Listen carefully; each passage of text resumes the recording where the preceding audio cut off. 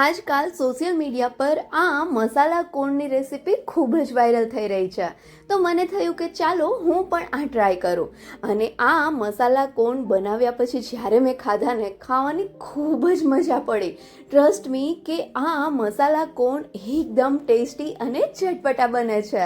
તો ચાલો તેને બનાવવાની શરૂઆત કરીએ. તો આ મસાલા કોર્ન બનાવવા માટે સૌથી પહેલાં અહીંયા મેં 2 લીલી મકાઈ લઈ લીધી છે. હવે આ મકાઈના આ રીતે નાના ટુકડા કરી લેશું. મકાઈના ટુકડા જ્યારે પણ કરીએ ને ત્યારે ખાસ ધ્યાન રાખવું કે ચપ્પુ હાથમાં ના લાગી જાય. હવે મકાઈને બાફવા માટે મેં પહેલેથી જ અહીંયા ગરમ પાણી મૂકી દીધેલું હતું. આ ગરમ પાણીમાં સ્વાદ પ્રમાણે મીઠું ઉમેરીશું અને ત્યાર પછી આપણે જે મકાઈના ટુકડા કર્યા છે તે મૂકી દઈશું. અને હવે ગેસની મીડિયમ ફ્લેમ ઉપર મકાઈ સરસથી બફાઈ જાય ત્યાં સુધી તેને ઢાંકણ ઢાંકીને પકાવીશું.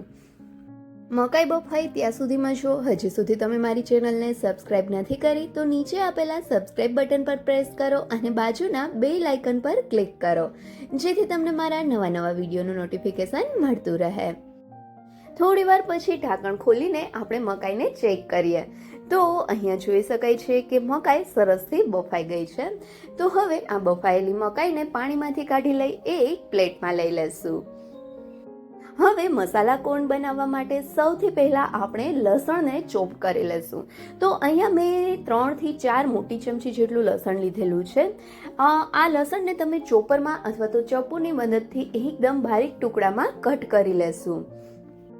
આ રીતે લસણ સરસથી ચોપ થઈ જાય ત્યાર પછી 1 કપ ફ્રાઈંગ પેન લઈ તેમાં 1 મોટી ચમચી જેટલું માખણ લેશું. અહીંયા તમે ઘરનું અથવા તો બજારનું ગમે તે માખણ લઈ શકો છો અને માખણને ઓગાળી લેશું.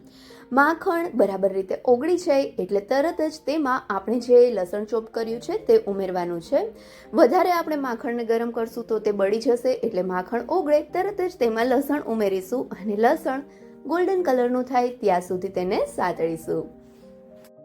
આ રીતે લસણ ગોલ્ડન કલરનું થાય એટલે થોડી વાર માટે ગેસની ફ્લેમ બંધ કરી દઈશું અને તેમાં 2 થી 3 ચમચી જેટલો કેચઅપ, અડધાથી 1 ચમચી જેટલો મેજિક મસાલો, અડધાથી 1 ચમચી જેટલો પીઝા મસાલાની જગ્યાએ ઓરેગાનો મિક્સ અને ચીલી ફ્લેક્સ ઉમેરી શકો છો અને ત્યાર પછી થોડો મરી પાવડર ઉમેરીશું. હવે બધા જ મસાલાને બરાબર રીતે મિક્સ કરીશું અને આ સમયે જ ગેસની ફ્લેમ ચાલુ પણ કરી દઈશું. અને આ બધા જ મસાલા બળી ના જાય એટલા માટે તેમાં 3 થી 4 ચમચી જેટલું અથવા તો 1/4 કપ જેટલું પાણી ઉમેરીને બધા જ મસાલાને થોડી વાર માટે પકાવીશું અને તેમાં થોડો કાશ્મીરી લાલ મરચું ઉમેરીશું જેથી તેનો કલર એકદમ મસ્ત આવે. પાણી થોડું ગરમ થવા લાગે એટલે આપણે જે મકાઈને બાફીને સાઈડમાં રાખી હતી તે મકાઈને પણ ઉમેરી દઈશું. હવે મકાઈને મસાલા સાથે સરસથી મિક્સ કરી મકાઈની સાઈડ ચેન્જ કરતા જઈ મકાઈની બધી જ સાઈડને આપણે મસાલાથી કોટ કરી લઈશું જેથી કરીને મકાઈમાં મસાલાનો ફ્લેવર મસ્ત રીતે એબ્ઝોર્બ થઈ જાય.